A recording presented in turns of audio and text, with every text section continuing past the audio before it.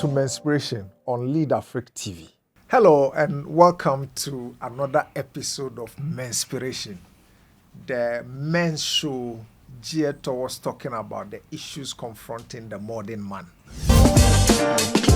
Right, gentlemen, my last question to you will be, and all of you do amazing work, apart from your, let me say, the commercial training and facilitation and capacity building program that you run. You all serve as mentors. You all run different programs helping people to, live a much better life. How do you teach young men of today to handle their emotions? Because it's a big part of what we are discussing. Yeah. How do you do that? I know, Pato, you have some wonderful programs on that. Yes. So take us through that. Well, How do you teach young men to handle their emotions? Yes, thank you. I think we need to understand that when it comes to our emotions, we say emotions are not matter, but they matter. Emotions are not matter, but they matter. They are not tangible things, but they are so important in our day-to-day activity. Yeah. Okay. Now, why? And then we have positive emotions, we have negative emotions. Some of the emotions we talk about, actually, there are about 66,000 emotions, primary, secondary, and tertiary. But I don't want to go into those details. But at least there are 5 of them that can destroy relationship, that can destroy everything you do. They are anger, sadness, fear, hate, and guilt. Please take it again. They are anger. No, I want you to go back a bit. 66,000 emotions. Emotions, but and these emotions, some of them are primary emotions. For instance, if you take anger is primary, but beyond anger, if you go to the secondary, there are things like frustration, things like that, which relates to anger. Anxiety, which relates to fear, things like and anger. So anger is the mother. Is the mother. So they are exactly, but children and grandchildren. So there are 5 what we call killer emotions. They are anger. Anger is a stimulant. It makes your heart beat faster. And remember, when your heart is beating faster, it means that you are introducing what we call cortisol. Remember, so when you are angry, it means that you are introducing chemicals into your system. And that is cortisol. And then we have more cortisol. It leads to other things, health issues and all that. Sadness. Patrick, yes. Sorry. I wanted to copy Michael. Killing me softly. That's what cortisol does. Please continue. Yeah. So, we all have a certain amount of cortisol in our system, but when it's in excess, especially when you have all these emotions, that's why I was talking about chemicals in our system. Then you have excess, and when you have excess, then it can even let you grow older, although you are a young person, and all that. Sadness is a depressant. Fear is also a stimulant. And guilt and hate, they are all depressants. So what it means is that these 5, and even just these 5, it makes your heart move. And again, we even have a monitor to put you on that will make us determine how your heart is behaving depending on the emotion that you are running. And these things are actually dangerous for us. So when it comes to emotions, they are, in terms of the way we respond to it, we have the reactions and we have the responses. That's right. Reaction is when you interpret everything as life and death. Akita walks in here. I greeted Akita. Richard did not mind me. Immediately, my mind says that, this guy doesn't like me. And if somebody doesn't like you, the person is dangerous. You see that you are adding other things to it. He's dangerous. If he's dangerous, I don't want to get close to him and things like that. What you're actually doing is that you are interpreting. And when you do that, it begins to hurt you more. It begins to destroy relationships. And emotions is expensive. Yes. Wow. Especially a negative emotion is expensive. Because you see, Michael, I'm doing a business with you. And maybe we needed to do the work at a certain time. And because of negative emotion, what happens is that I withdraw. And when I withdraw, I'm losing something. But the best thing to do is for us to learn how to respond. And we teach people by little tricks that we teach people, like breathing techniques, which we can do what we call the box breathing. You 4 seconds in breath, you hold for 4 seconds, you breathe out for 4 seconds, and then you hold for 4 seconds. You do that cycle for about 5 to 6 times, and your heart rate will slow down. And when it slows down, what happens is that it sends a signal to your brain, and then you calm down. So now you are in control. Yeah. You have what we call self-awareness. So you don't react, but you give time for what we call your prefrontal cortex to kick in, and then for you to be able to take decisions rationally. Yeah. Because the moment you are emotional, it means that rationality goes out of the window. Yeah. You are not rational anymore. Yeah. So basically, if we are talking about we being matured, we being growing properly and being emotionally sound, then we need to learn how to sometimes slow down things and then let the prefrontal cortex kick in for us to be able to analyze things, rationalize things, sometimes be strategic about it, and say that, okay, no, I have a good relationship with Richard. I have a good relationship with Robert.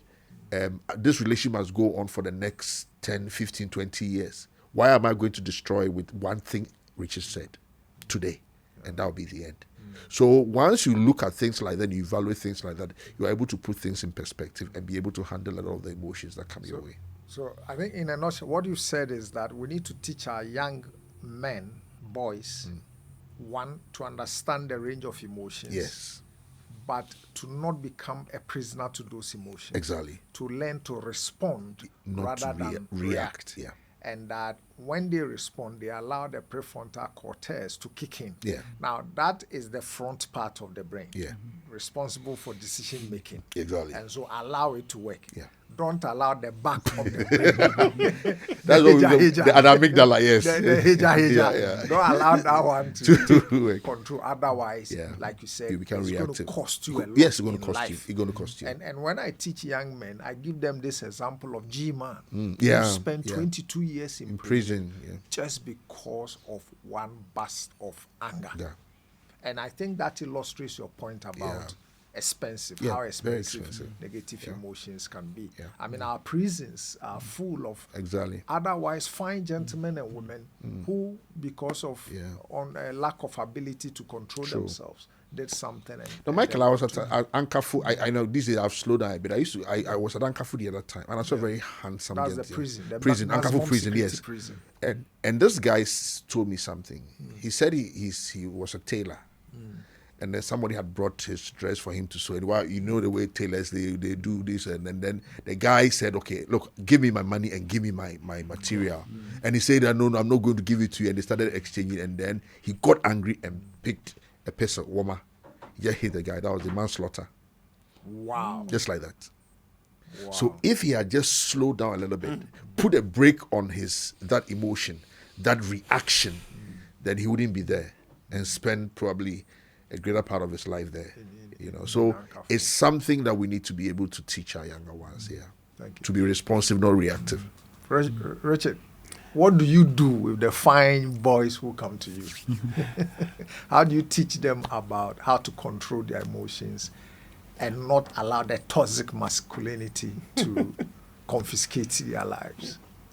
What I do is I teach them to acknowledge the anger. To acknowledge the emotion. Because many of us were taught to bottle it in. Bottling it in, that's why I sang the song. We are literally killing ourselves. So I say to the children, hey, acknowledge, I'm angry. The moment you acknowledge that you're angry, what you're doing is you start breaking, you interfere with the cycle. So if you're angry, what do? Sometimes we say, okay, fine, count to 10. When I was younger, counting to 10 became it wasn't a marathon, it was a sprint for me. When I was angry, 1, 2, 3, then I'll just So acknowledge that I am angry.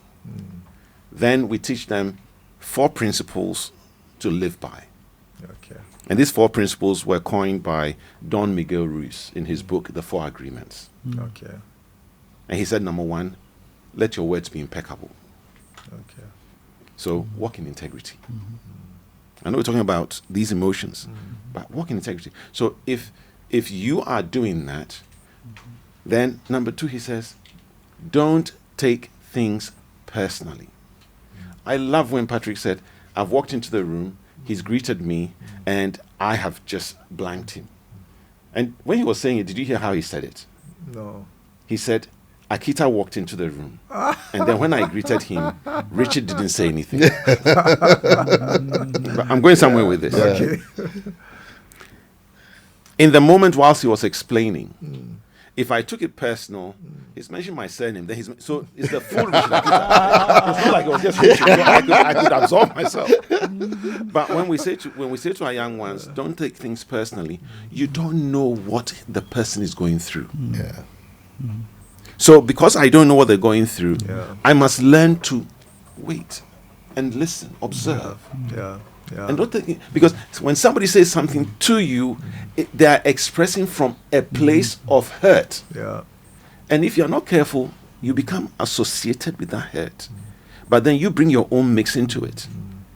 And now you start fighting the person, and the person may not necessarily mean to have said what they said. Yeah. So don't take it personally. The third thing it says, don't make assumptions. So I get a misunderstanding going with somebody. Clarify. But you see, but to do all of these things, it means you must have the presence of mind. Yeah. So if we go to Daniel Cole, Patrick mentions it, self-awareness, self-regulation. All of these things are just designed to interfere with the flow. And if you can do that, it helps. And final, he says, whatever you do, do it very well. Okay. If I go to scripture, Colossians says, whatever you do, do it as unto the Lord. Right? Not unto man. Not unto man. Now Jesus says, now he who calls his brother Raka, which means fool. Very agami. Okay. But Jesus says that, right? So when I'm driving on the road and people indiscipline takes over, I'm very careful not to say Raka. Yeah. Because the moment I say it, then, can you see, so my identity is still playing here. So somebody is driving badly on the road, and I have to say to myself, they are in a hurry. Yeah. Not unless or I am... They have a running stomach. Thank you. Not unless their actions is threatening my family. Yeah. But more often than not, I'll pull aside for you to go. Yeah. That's my attitude too. So we need to be aware. And once you acknowledge it, it helps. You know, there's this story that somebody was careless in front of a guy. And so he sped and wanted to go and see something to this person. So he was going to see, and we are live on Menspiration, he was going to see Kwasia. So as he got close and said, Kwa, looked at it, was his pastor. They say, hey, Kwasta. You realize that? Yeah. It's a wrong line. It is. And so we need to understand that every single one of us on the face of the earth have challenging moments. We all deal with it differently. So from being on the receiving end, we must learn to respond. And that response is important. Right? The breathing exercises, Patrick said it. The more you do it, in the heat of the moment, you don't need to do 4 seconds. If you do it on a regular basis, at the time that you need it, and then your brain will just calm you down. So it's just getting boys to understand their emotions. And I love the emotions are expensive. I'm adding it to you. See, it's good I came. I'm learning. I'm going to add it to my tools. Because once children can understand that, and I also say it's incumbent on us, the adults, that when our children are angry, that's not when we shut them down. We should allow them to express. And then if they've done something wrong, walk them through.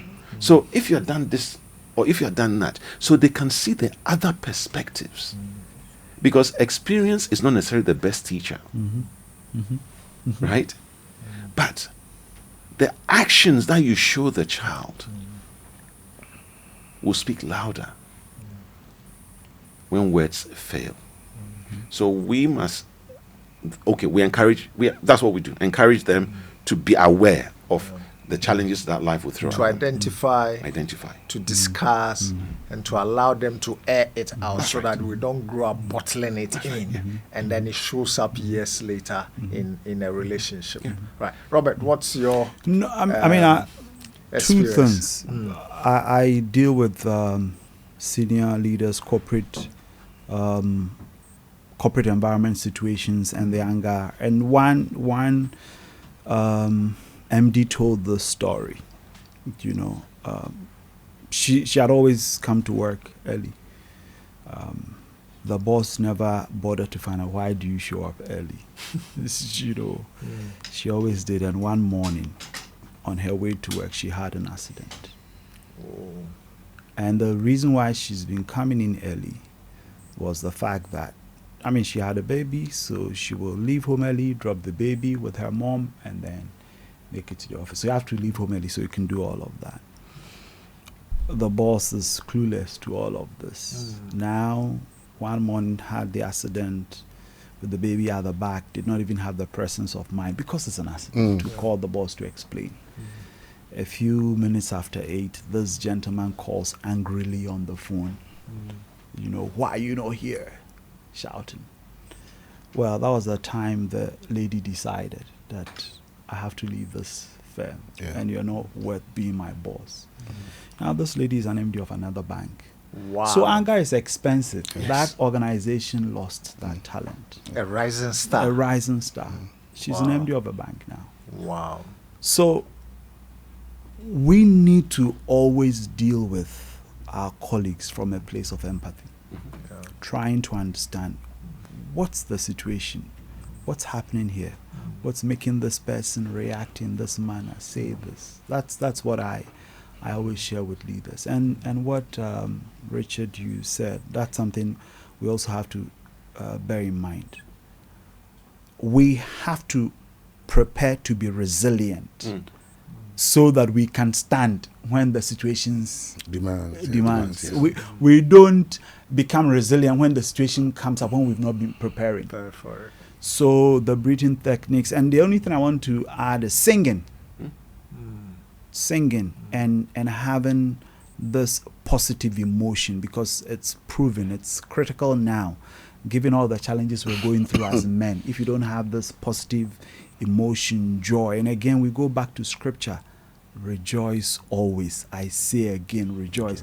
That's the positive emotion that will help carry you through the day and the challenging moments we have. And once you do this all the time, then you've built the reserves to deal with these issues when they come up. Otherwise, you have no reserves. And the least thing, it's showing up on your radar and you think the sky is falling down. Simply because a corn dropped on your head. And I mean, you know, so... you have to Mike, let me just share you this story with us. Story is told of a guy who was bitten by a cobra. And when he was bitten by the cobra, he was so angry that and pissed that he said, this cobra, I'll kill you. He started chasing the cobra because for him, you can't do him evil. You can't do him bad. You can't beat him. And he's chasing this cobra, wanting to kill the cobra. Meanwhile, he was hurting. The poison was climbing, was working. So eventually what happens is that you will not get the cobra, and you would also die. So sometimes there are people do things to, and people will hurt us. Oh yes. And the wisest thing to do is to walk away. Just to keep your sanity. Maturity is knowing to choose. Yes. A reasoned choice. Exactly. Because when you chase two rabbits, you lose both. As a Nigerian. Not your experience. No, it's a Nigerian. You've had that experience before. It's a Nigerian. That when you chase two rabbits, you lose both. And so when you want to satisfy the ego, I will show him who I am. Do you know who I am? You are the wife. You're I am the poisoning, man. yeah. I am the dad. You poisoning will be yourself. like the man chasing the cobra with a stink. You will die, and the cobra will continue to walk away for free. So today, choose. Yeah. You want to chase the cobra, or you want to die. We've been discussing masculinity and how it is showing up today as far as men are concerned.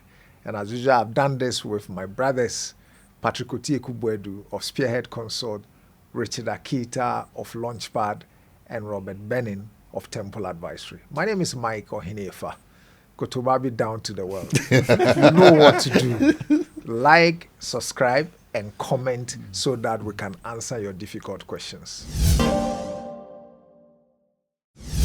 If any part of this felt uncomfortable, that's okay. Growth usually is. This conversation is not about getting it right. It's about getting it honest. Because when men start asking better questions, they start leading better lives. If this spoke to you, like, subscribe to the channel, comment below, and share it with another man. Let's keep the conversation going. This is Menspiration. This is Lead Africa TV. And this is how we begin to lead differently.